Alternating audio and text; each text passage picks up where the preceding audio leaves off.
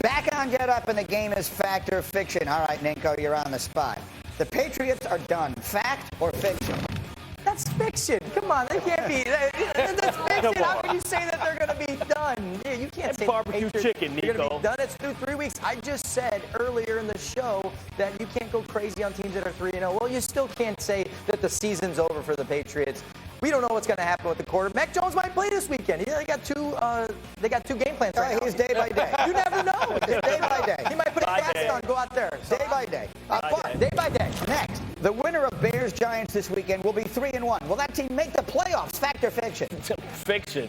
Greeny, these guys be having U-Haul boxes in December, man. They'll start shipping the cars home real early on both of these cities. I tell you what, but yeah, man, no, fiction. I don't even have to explain it. What am I talking about? Fair enough. D. Wood, let's go to how about them Cowboys? If I said they have a legitimate shot to win the division, is that fact or fiction? I'm going fact, man. Listen, the Dallas Cowboys, it's because of the defensive side of the football. You see how those boys was out there eating against the New York football Giants? I mean, it was, what'd you say, barbecue chicken. It was barbecue chicken out there. It was barbecue chicken against the New York Giants and that offensive line. That's what's going to be the element that's going to keep those guys in the race until Dak Prescott and company get back in the mix. And I'm going to add this to the mix. This Sunday, you guys just told me, you two just told me, the Eagles are going to lose to Jacksonville. The Cowboys are going to do to Carson Wentz exactly what the Eagles did to him last week. They sacked him 9 times. I can only imagine what Mike is going to do. They're going to be tied for the division lead. That's playing without their quarterback. That's playing without Michael Gallup. The tight end has been hurt. They're getting healthy all over the place. Can the Cowboys win? No, not can. Are the Cowboys going to win this division? No. Come on. What do you know? Listen, I mean, I tell you, Jerry Jones been stirring the pot, right? Talking about, he wished that he can have a quarterback controversy. Be careful what you wish for, because you're setting up for the Cowboys to beat, the Commanders this week. But then Dak's going to come back to save the day, and then he's going to play the defending Super Bowl champs, take an L there. And then we're going to see, because they're going to have that matchup against the Eagles the game after that. We're going to see what? We're going to see a quarterback controversy. Get out of here. You're telling me you believe there will be a legitimate quarterback question in Dallas this season? Well, I have a national radio show, and I'll tell you, we put that question out to the Dallas fans. And what happens is Cooper Rush is undefeated, 4-0. And then Dak's going to come back, but he's going to play better football teams. He's going to lose 2 games, and they're going to be saying, well, we should run the offense, the same offense that we run out of Cooper Rush. But you can't do that when you're paying your quarterback $40 million. You got to show off your shiny car. You can't let the ball game go through Zeke and Pollard. You got to let it go through Dak's arm, and that's the wrong recipe for this team. It should be defense, running the ball, and shots. And when Dak's out there, that's not the case. And Woody, you can do all that, but I'm trying to tell you, man. D. Wood, come on, jump in here. Help me. Why boss trying to start stuff at 9? Jerry started. He started the pot. Look at the percentages. Quarterback controversy. Look at the percentages. Quarterback controversy. In Dallas. You see the graphic? Listen, when Dak gets back, Dak is a quarterback. I understand that, but look at the graphic. Okay, against the Rams, I'm looking at 29%. Against the Eagles, 36%. And you better change that on my Lions, too, because they are playing scrappy. They biting elbows, kneecaps, and when they get Jameson Williams back, that's going to be a tough out, too. Help me here. This is literally insane. You were the same one who told me I know it when I see it. Now, all of a sudden, you're telling me Cooper Rush is going to create a legitimate quarterback controversy in town. Who's the most famous person on any team? The backup quarterback. And this backup quarterback is 4-0 because they play a conservative way, and they play with defense and running the ball. When that comes, they air it out. Help me. This is Jerry Jones. He's such a marketing genius, isn't he? He puts that out there. We got Bart Scott on here talking about quarterback. I fell for it, Jerry. Follow the money. No, there's no way that there's going to be a Cooper. There's no way that's going to happen. There's no way that Cooper's going to take Dak's job. And there is no controversy. Dak is out to get his thumb repaired.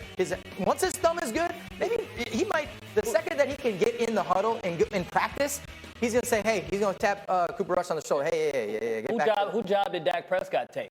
He took Tony Romo's. He was a 4th-round draft pick. I'm not saying him. I'm just saying. I'm saying fans. He was not the same category at that time. Tony Romo. Dak's always hurt.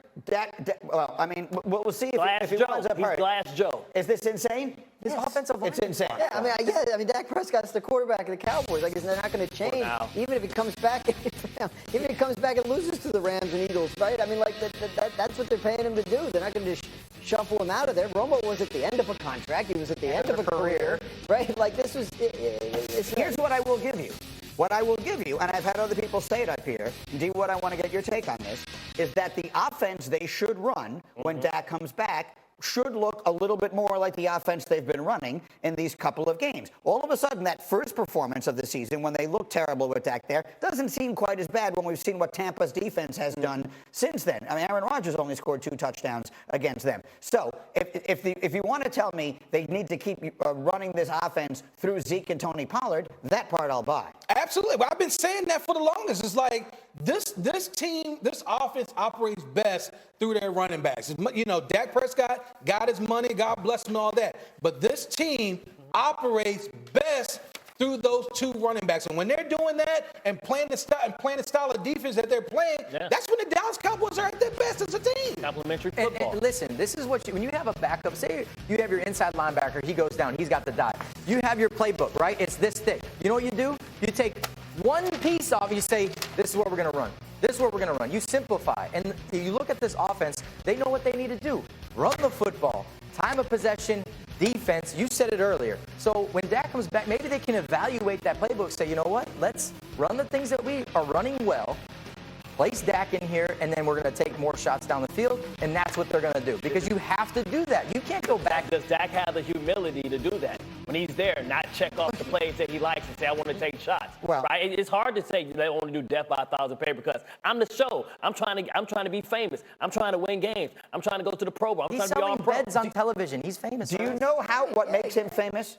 You know what Tony Romo never did? It's obviously a rhetorical question. Yeah. What no quarterback has done for a quarter of a century is lead the Dallas Cowboys to a championship. If Dak Prescott wins a championship, he will be the most famous guy for the rest of his life.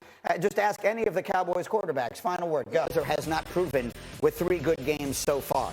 For whatever that is worth, I asked for the picks. Chrissy, let's put the picks up there. Oh, no, we're going to do that a little bit later. We'll put the picks up there on the screen. But one of the questions that I have for you is, are you completely sold on these Dolphins? They're 3-0. I've had Robert Griffin up here telling me they're the best team in the National Football League right now. If this was the BCS, they would be ranked number 1. They would be. Why are you making that face? Man, I don't know if we drug test our analysts, but we may have to start. Come on. Now, they've beaten Baltimore, they've beaten Buffalo, they've beaten New England. What more do you want? I mean, that's a fugazi, 3-0. We remember sitting here and we're talking about a couple years ago, talking about the Pittsburgh Steelers. They were 11-0. We knew that wasn't a real strong, solid, 11-0. Are they a good football team? Yes, they're a good football team. Are they elite? Maybe. They may be pushing. They're on that line. But I don't think that Tua is a great quarterback. I think he's a solid quarterback that's doing what he's supposed to do, right? But I by no means do I put him in the likes of, the person on the other sideline today. Which is Joe Burrow. Yeah, Joe Burrow. He's not in Joe Burrow's class. We know it when we see it, Greeny. And it don't matter what the record is. We know elite quarterbacks when we see it. That's why we always had a conversation about Dak. We had a conversation about Kirk Cousins. Like, we know that right now, even looking at Trevor Lawrence, we know Joe Burrow. Joe Burrow's coming off to a slow start, maybe a victim of their own success. He missed a lot of the start. A lot of these Green Bay type of Sean McVay philosophy guys are struggling coming out of the gates fast. I think right now Cincinnati's hitting their stride. What is it you're not seeing from Tua? What does he have to do to prove this to you? When he needs to make big throws, he makes them. When he gets hurt, he comes back in the game. He's doing all the things that quarterbacks are supposed to do to prove themselves. What does he need to do to prove it to you? Time. Thank you. Time. But why are we so we're sold on Jalen Hurts? I got everyone up here unanimously crowning Jalen Hurts. Jalen Hurts is average too.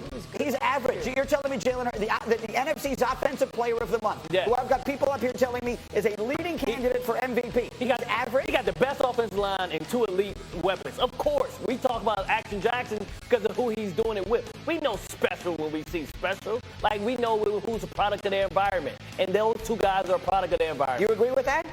Yeah, I would have to agree. I mean, you look at Philadelphia. Philadelphia may have the most talented roster in the National Football League. Right. And so, listen, and this is not taking anything away from Jalen Hurts. Jalen Hurts has been ascending year after year, game after game. But are we going to put him, like, there's levels to this, man. Greedy, there are levels to